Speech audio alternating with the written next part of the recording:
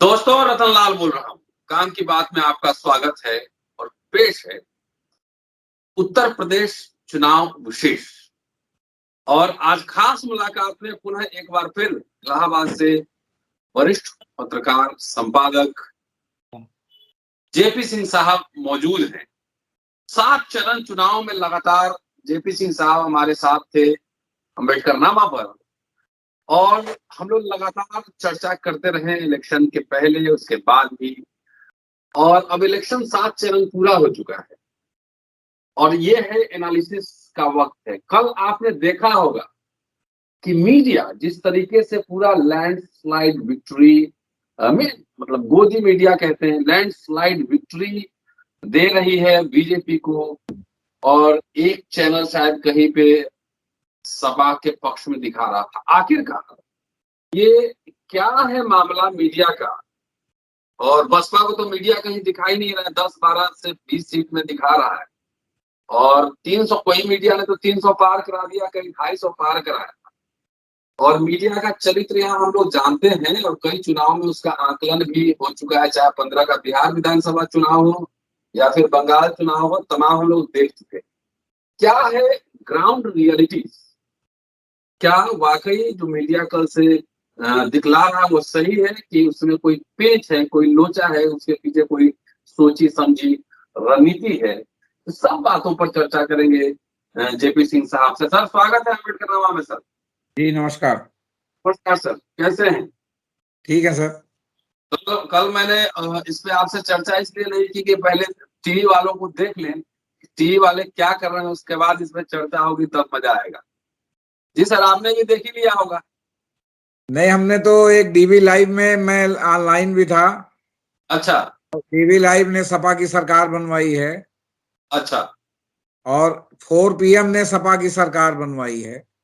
जी और कुछ और छोटे जो है वो डिजिटल चैनल हैं जो कह रहे हैं कि सपा की सरकार बन रही है, भाजपा हार रही है। जी लेकिन जो मुख्य धारा के गोदी मीडिया है या जी जो मुख्य धारा के चैनल हैं, अगर वो अपनी बात नहीं कह रहे हैं तो गोदी मीडिया की बात को दोहरवा रहे हैं। साथ में क्वेश्चन मार्क लगा देते हैं कि क्या वो सही होगा नहीं होगा। मतलब वो एक प्रकार से फेंस पर बैठे हुए हैं, इधर जीते तो इधर कूद जाएंगे, उधर जीते तो उधर कूद जाएंगे। जी वास्तविक बात यह है कि ये पूरा जो आपका आपने देखा कल जो जी एग्जिट, ये पूरा सट्टा बाजार का पोल है। सट्टा अच्छा। बाजार में 228 से 232 सीटें भाजपा को दे रखी हैं। अभी कोई 240 दे रहा है, कोई 245 दे रहा है। आप सब एकदम एग्जैक्ट सट्टा बाजार वाला आंकड़ा ले लेंगे तो तुरंत हो जाएगा कि सट्टा बाजार छपका हुआ है।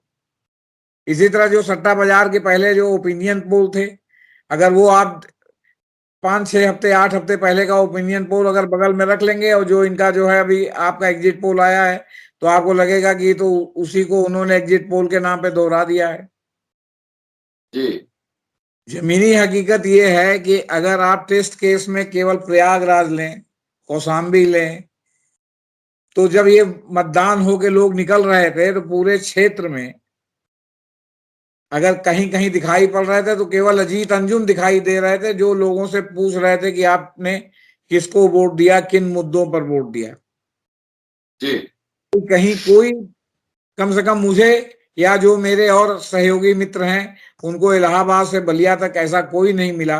वो सब लोग फील्ड में थे, अपनी अपनी कॉन्स्टिट्यूएंसी के अपने अपने पोलिंग बूथ पे थे, अगल बगल में भी गए पत्रकार थे, तो जिनको कोई पूछता हुआ ये मिले कि आपने किसको वोट दिया। और दूसरी बात, ये जो किसको वोट दिया, इसमें अधिकांश लोग नहीं बताते कि उन्होंने किसको वोट दिया, किन मुद्दों पर वोट दिया। वो इस पे साइलेंट रहना चाहते हैं। तो सवाल इस बात का है कि ये इनको कहां से इल्हाम हो जाता है कि किसने किसको वोट दिया। अब देखिए, इन्होंने सट्टा बाजार ने दिया 228 से 232 भाजपा को, और सपा गठबंधन को दिया 133 से 136। आप बताइए कि आपने अभी तक एग्जिट पोल देखा, सब इसी के इर्द गिर्द सारे चैनल पर है कि नहीं है? और सट्टा बाजार पर होने का मतलब है कि जब तक रिजल्ट सवेरे से गिनती जब शुरू होगी और तब उसके बाद जब निकलना शुरू होगा, और स्मार्ट सट्टा बाजार अलग होगा। कि जब निकलेगा कि इतना निकला, इसमें ये आगे वो आगे, तो उसमें फिर लगेगा कि जो है अगला जो है वो क्या कहते हैं चरण में कौन आगे होगा कौन पीछे, उसमें फिर सट्टा बाजार लगेगा। माइक्रो लेवल पर सट्टा बाजार चलता है जी। तो अब इसमें है क्या कि सट्टा बाजार का इसमें वारा न्यारा हो जाएगा। जी। लोगों ने बीजेपी की जीत पर लगाया कि भाई बीजेपी जीत रही है, सपा नहीं जीत रही है, और बीजेपी हार गई, तो सारा पैसा सट्टा बाजार वालों के अंदर चला गया। वो फिर बीजेपी जिन्होंने सपा पर लगाया होगा उनको मिलेगा। अगर ये कहेंगे कि सपा जीत रही है, सपा में ज्यादा लोगों ने सब पैसा लगा दिया ओपिनियन पोल के हिसाब से, तो और जीत गई बीजेपी, तो वो सपा वाला जितने लोगों ने लगाया है पैसा वो डूब जाएगा। ये एक प्रकार से जो लोग सट्टा खेलते हैं उनको एक प्रकार से ये मतलब चीट करने का जो है वो समझ लीजिए कि का एक औजार बन के रह गया है एग्जिट पोल। ये तो नंबर एक बात है। नंबर दो बात ये है 2014 और उसके बाद के चुनाव से लगातार ये आरोप लग रहा है कि ईवीएम का खेल है, सुप्रीम कोर्ट में मामला लंबित है। 2019 के चुनाव में 399 सीटों पर 370 सीटों पर वोट पड़ा और वोट निकला, माने वोट पोल्ड और वोट जो है गिनती का, ये दोनों में अंतर है जो सुप्रीम कोर्ट में मामला है। 20 लाख मशीनों का मामला वहां है कि मशीनें बदल दी जा रही। अगर मशीनें नहीं बदली जाती तो फिगर नहीं अंतर होता। अगर उसको हैक किया जाता तो पता चला कि इसमें 355 वोट है, तो उसके इसको हैक करके ठीक किया जा सकता था कि जिसको 155 मिला उसको 55 हो जाता, जिसको 55 मिला उसको 155 हो जाता, लेकिन वो फिगर में अंतर नहीं आता। इससे लगता है कि मशीनें बदली जा रही थी। इस समय बदली जाएंगी कि नहीं ये हम अभी स्पष्ट रूप से नहीं कह सकते जब तक चुनाव परिणाम नहीं आता, क्योंकि फिर तो मोदी जी वाली बात हो जाएगी ना कि ये ईवीएम ईवीएम शुरू कर दिया इन्होंने। सवाल है कि जो चीज पार्ट एंड पार्सल, अगर आप इतने ईमानदार हैं तो वीवीपैट की गिनती और ईवीएम की गिनती दोनों मिला के क्यों नहीं कराते? क्योंकि दोनों बदलना बहुत कठिन काम है, एक बदलना आसान है, क्योंकि तो फिर वीवीपैट भी बदलना पड़ेगा, उसी तरह की सेटिंग करनी पड़ेगी। तो करते क्या है ये कि जो ये धांधली करने वाले होते हैं या जो ईवीएम में ये धांधली करने का जो है प्रयास करते हैं, तो सब ये जब पहले से जो है वो फिगर बढ़ा चढ़ा के एक माने ये दिया जाता है कि ये इतना सीट जीत रहे हैं, ये इतना सीट जीत रहे हैं, तो अगर जो है वो ईवीएम में गड़बड़ी से उतनी सीट के आसपास पहुंच गए तो होगा कि साहब भीड़ भले जो है सपा में दिखाई पड़ रही हो लेकिन भाजपा में अंडर करंट चल रहा था, ये तो आपको मिलेगा। तो इन सब धांधलियों का जो है ये औजार बन के रह गया, और इसमें जनक ढंग से सुप्रीम कोर्ट और जो है चुनाव आयोग चुप है। राजनीतिक दल तो इसलिए नहीं बोल रहे हैं कि वो बोलेंगे तो तुरंत जो है मोदी जी उनको जो है कटघरे में खड़ा कर देंगे कि ये हार रहे हैं तो इसलिए ईवीएम का नाम ले रहे हैं।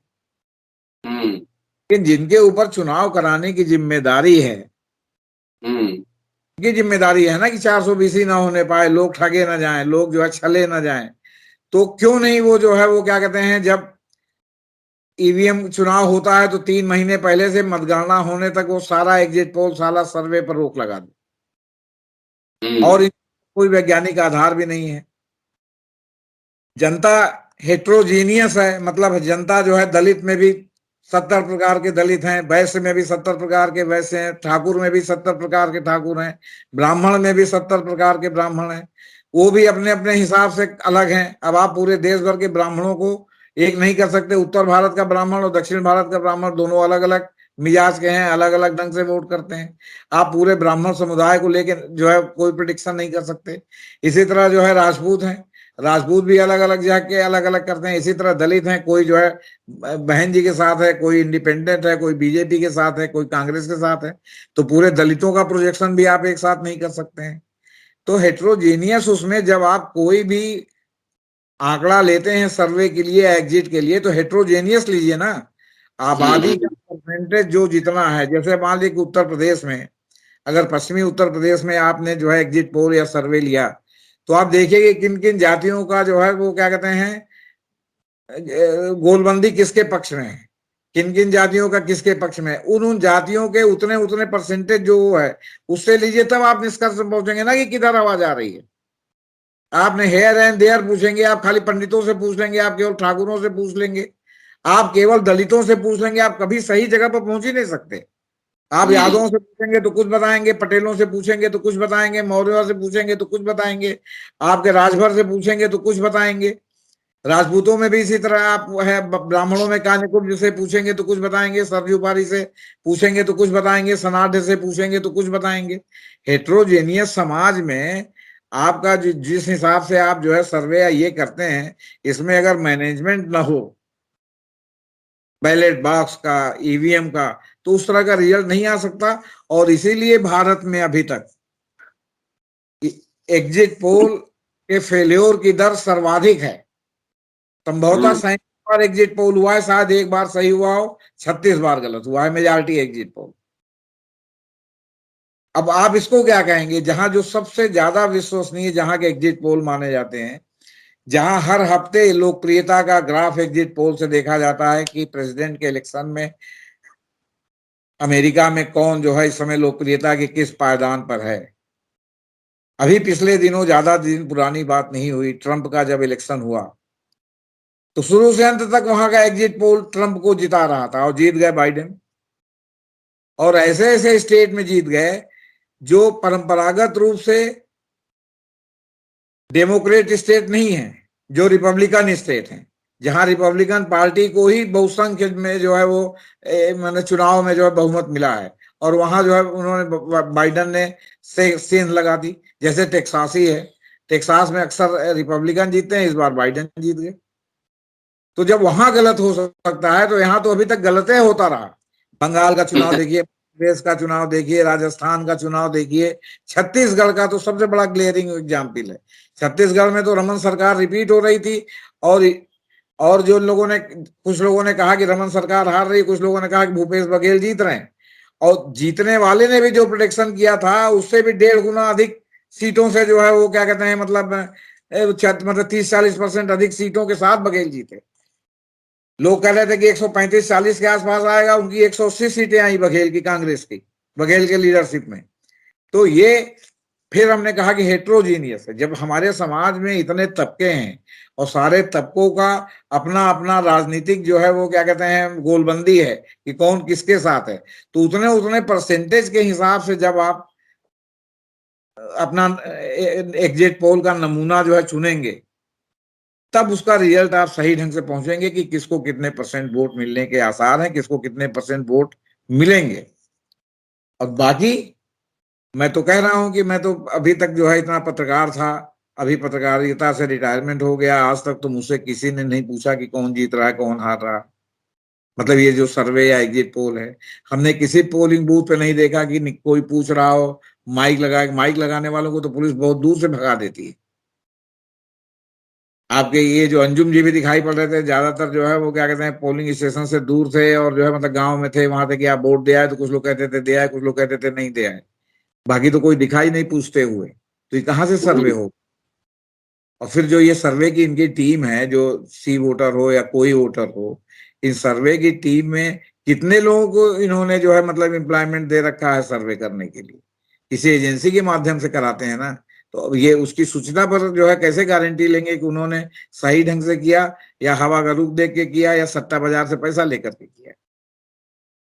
जी सर, बिहार में तो लड्डू 15 में लड्डू बंटवा दिया था मीडिया वाला लोग। 11 बजे तक लड्डू बांट रहे थे, 12 बजे सब लड्डू समेट के भाग गया। और बंगाल में भी उसी तरह कर रहे थे, और कई एग्जाम्पल्स हैं। आज अवैध जी से भी बात कर रहा था, तो उन्होंने कहा कि मैं अभी इंटरव्यू के पूरे आंकड़े निकालता हूँ, सर्वे पोल का, तब मैं बात करता हूँ। कहने का मतलब ये है कि इतना गैर जिम्मेदाराना मीडिया कि कहीं दिखता है और क्या, आपको मीडिया से भी ज्यादा गैर जिम्मेदाराना चुनाव आयोग, वो भी है, और कोर्ट भी कुछ नहीं चुनाव के बोलती है। मामले में सुप्रीम कोर्ट उससे भी बड़ा गैर जिम्मेदाराना है। ये मेरा आरोप समझ लीजिए या मेरा अपना विचार समझ लीजिए, मैं किसी पर आरोपित नहीं करता। सुप्रीम कोर्ट इसलिए है कि सुप्रीम कोर्ट सही बातों का संज्ञान नहीं लेता। अगर कोर्ट में 20 लाख मशीन 2018 से पेंडिंग है, तो 22 हो रहा है, 4 साल में क्या हुआ? और अभी आपको जानकर आश्चर्य होगा कि एडमिशन स्टेज पर है, आता है डेट, पास ओवर हो जाता है। सुप्रीम कोर्ट में एडमिशन स्टेज पर है, अभी एडमिट नहीं हुई है रेट, अभी नोटिस जारी नहीं हुई है, आता है पास ओवर हो जाता है। 2019 दिसंबर से जो है सुप्रीम कोर्ट में लंबित है। सुप्रीम कोर्ट 3 तलाक पर तो तुरंत फैसला कर देता है। सुप्रीम कोर्ट इस पर क्यों नहीं फैसला करता, ईवीएम पे क्यों नहीं फैसला करता? तो ये सुप्रीम कोर्ट की गैर जिम्मेदारापना है। सुप्रीम कोर्ट का ये दायित्व है कि चुनाव फेयर है। जिस तरह कहता है ना कि वो कानून का कस्टोडियन है, संविधान का कस्टोडियन है, संविधान लागू कराने की, संविधान बनाए रखने की, कानून का शासन बनाए रखने की जिम्मेदारी सुप्रीम कोर्ट की है। तो क्या ये जो चुनाव में धांधली हो रही है इसकी जिम्मेदारी सुप्रीम कोर्ट की नहीं है? जो दल बदल कानून की धज्जियां उड़ाई जा रहे हैं उसकी जिम्मेदारी सुप्रीम कोर्ट की नहीं है? और दूसरा चुनाव आयोग है। चुनाव आयोग देख रहा है कि इस तरह की धांधली हो रही है, और अगर ईवीएम के स्तर से धांधली हो रही है तो इसमें चुनाव आयोग या उसकी जो मशीनरी में शामिल नौकरशाह हैं वो इन्वॉल्व है। क्या कर रहा है चुनाव आयोग इसके लिए? चुनाव आयोग ने क्यों नहीं जो है वो क्या कहते हैं, मतलब ये लगाता कि 3 महीने पहले से, और जिस दिन तक, अरे कोई भी चीज जो है आदर्श स्थिति के लिए होती है। किसी भी कानून की जो है वो परिकल्पना, संविधान की परिकल्पना बाबा साहब अम्बेडकर ने आदर्श स्थिति को मान के किया था। ये वो नहीं जानते थे कि संवैधानिक पद पर बैठे लोग एक दिन संविधान के खिलाफ ही संवैधानिक पद पर बैठ के बोलेंगे। अगर वो जानते तो सेफगार्ड करते। तब लोगों ने सोचा कि अंग्रेजों के हाथ से हमको आजादी मिल रही, तमाम नवाबियत, तमाम रियासत, तमाम राजा हमारे में जो है वो एमलगमेट हो रहे हैं, हम एक नया जो है वो भारत बना रहे हैं, तो नया भारत बना रहे हैं तो सब आदर्श स्थिति में होगा। उन्होंने कभी कल्पना ही नहीं किया था कि जो संविधान नहीं मानते, जो संविधान को मानना नहीं चाहते, जो संविधान की धज्जी उड़ाना चाहते हैं, लोकतंत्र में अगर एक दिन वो सत्ता में आ गए तो क्या होगा। आज हो रहा है, वही आज हो रहा है। क्या संविधान में ये व्यवस्था नहीं होनी चाहिए कि संविधान के विरुद्ध अगर किसी ने, सरकार ने आचरण किया, किसी जो है प्रधानमंत्री ने, मुख्यमंत्री ने संविधान के विरुद्ध सार्वजनिक वक्तव्य दिया, तो संविधान के तहत उसको एक दिन भी अपनी कुर्सी पर बैठे रहने का अधिकार नहीं है। और यही नहीं, उसके ऊपर 6 साल या 12 साल का कम से कम प्रतिबंध लगना चाहिए कि वो जो है संवैधानिक पद पर, किसी पद पर न बैठेगा न चुनाव लड़ सकेगा। तब देखिए कि ठीक होता है कि नहीं होता।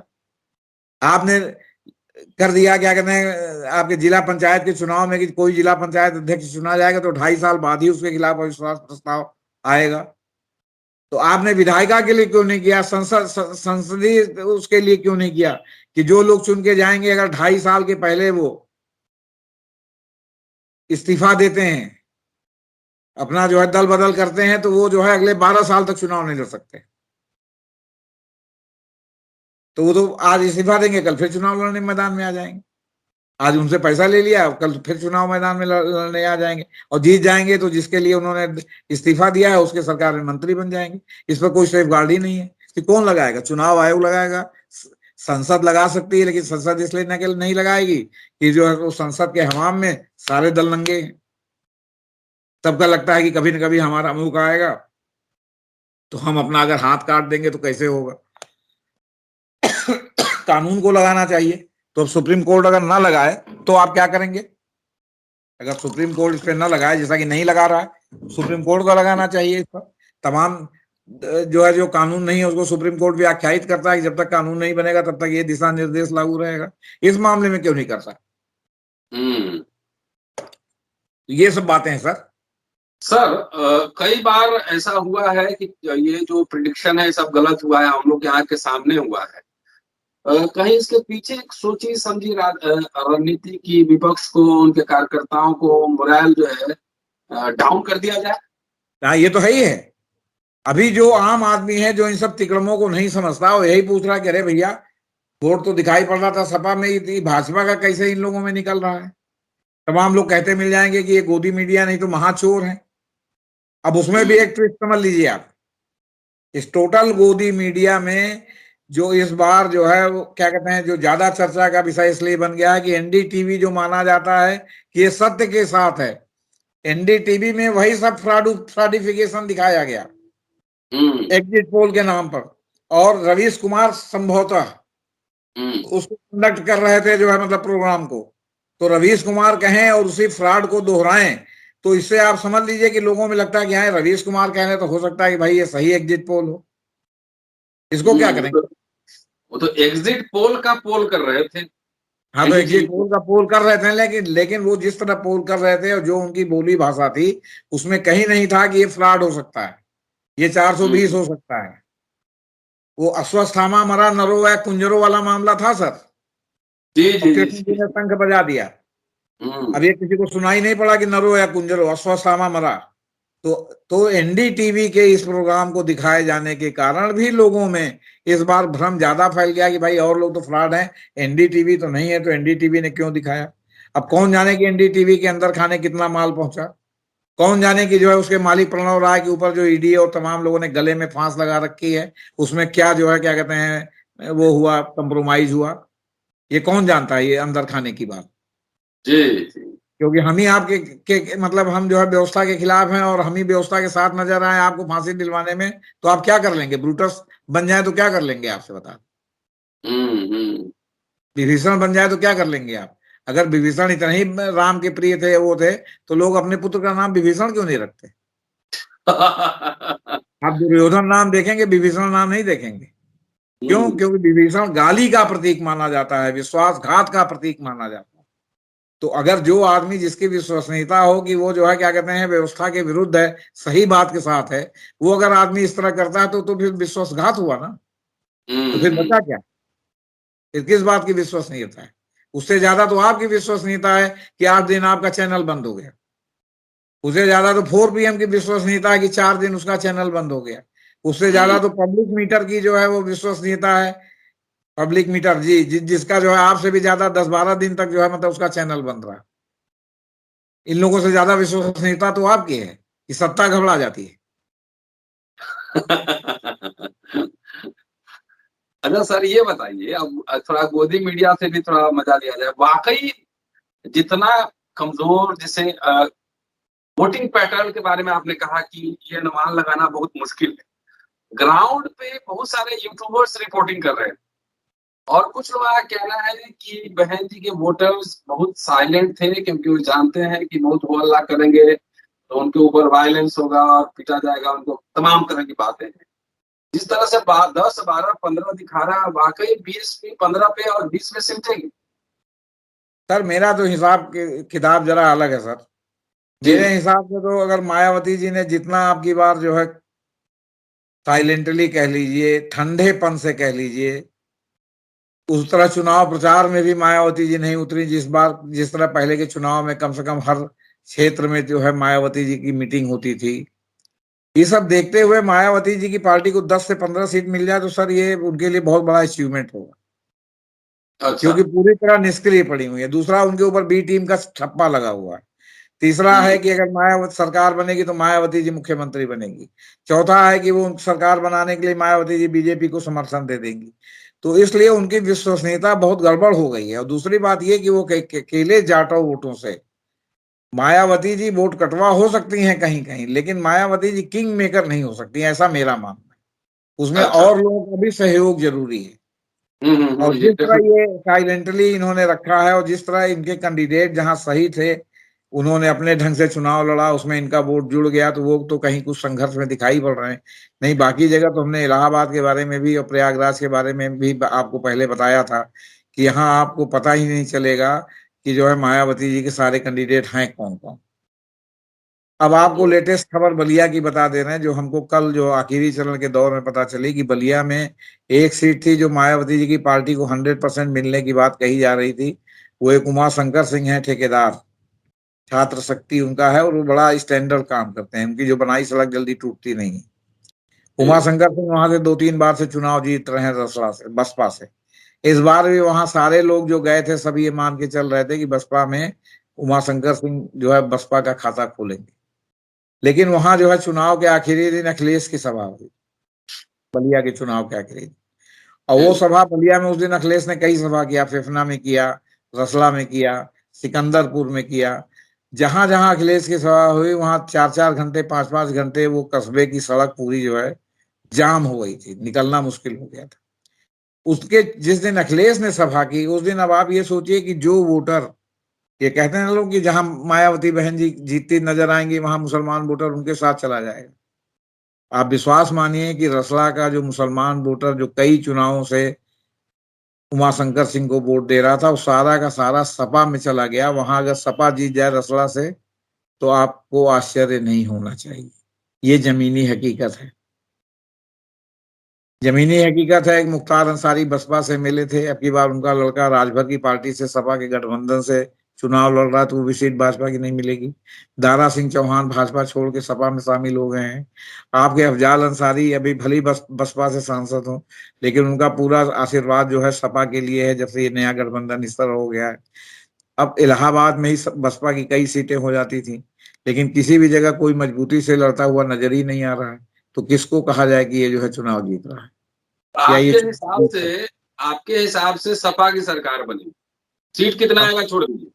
हाँ, हमारे हिसाब से सपा मतलब वो उन्हीं में दिखाई पड़ रहा है। और जातिगत जो चढ़ाव है, चढ़ान, जैसे उधर आपका जाट चढ़ गया, मुसलमान चढ़ गया, गुजर चढ़ गया, आपका फिर पटेल चढ़ गया, ब्राह्मण चढ़ गया, पासी चढ़ गया, आपका क्या कहते हैं वो राजभर चढ़ गया, मौर्य चढ़ गया। तो चढ़ा है ना इसके ऊपर, घटा तो नहीं है ना इसका कि इसका कोई छिटक जो इसका वोट जो अपना था वो कंसोलिडेट हुआ है, और बाकी वोट में जो फ्रैक्चर था या बाकी वोट जो भाजपा के साथ था वो वोट इसके ऊपर चढ़ गया है।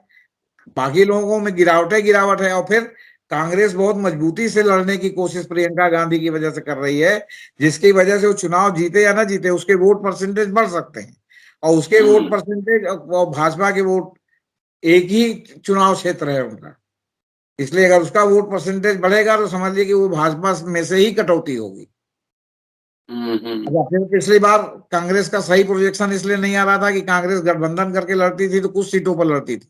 ये बहुत दिनों बाद कांग्रेस पूरे 403 सीटों पर लड़ रही है, तो इस बार जो उसका वोट का परसेंटेज आएगा वो सही परिलक्षित होगा कि आज की डेट में ये प्रियंका गांधी ने कितनी जमीन तोड़ी है, जो है मतलब क्या कहते हैं, क्योंकि कांग्रेस तो जीरो से खड़ी हो रही है ना, तो छत्रप उसके भाग गए हैं। तो इसलिए जो है वो हमें नहीं लगता कि जो है बहन जी का जो है 10 से 15 मिल जाए तो आप समझिए कि ये उपलब्धि मानी है। अच्छा चलिए, एक सेकंड के लिए आखिरी सवाल सर, फर्ज कीजिए कि जो गोदी मीडिया कह रहा है जी, और आपसे जो बात हमने की है उससे तो लग रहा है कि सपा मजबूत स्थिति में है। अब तक जितनी डिस्कशन हुआ जी, पिछले 1.5-2 महीने, अगर मान लीजिए कुछ इधर हेरा फेरी हो जाए तब अखिलेश यादव के पास क्या ऑप्शन? देखिए, किसी के पास कोई ऑप्शन नहीं है सिवाय इसके कि वो फिर अगले 5 साल इंतजार करे या वो सड़क पर उतर के लड़े। लेकिन अब आज का एक डेवलपमेंट है कि जो है वो उन्होंने तो बिल्कुल वहां से धमकी दे दिया है राज के शिकायत में कि अगर चुनाव में धांधली हुई तो सड़क पर जो है लोग उतर आएंगे और सोशल अनरेस्ट होगा, उसको ये संभाल नहीं पाएंगे और उसकी जिम्मेदारी इनकी होगी अगर चुनाव में इन्होंने धांधली की कोशिश की। ये एक प्रकार से पश्चिमी उत्तर प्रदेश से धमकी है। और फिर जिस तरह इनके स्वभाव में लोग उमड़े हैं, वो अगर सड़क पर उमड़ के निकल आए तो क्या होगा सर? और उसमें जो आपका पुलिस हो, उसमें जो आपका सुरक्षा बल हो, वो कोई भाजपा की प्राइवेट लिमिटेड कंपनी तो है नहीं। उसमें भी तो वही लोग हैं ना जो इनके घरों से निकले हुए हैं। उसमें कोई व्हाइट कॉलर लोगों के बच्चे नहीं है पुलिस में जो या पीएससी में जो सड़क पर उतर के लड़ते हैं।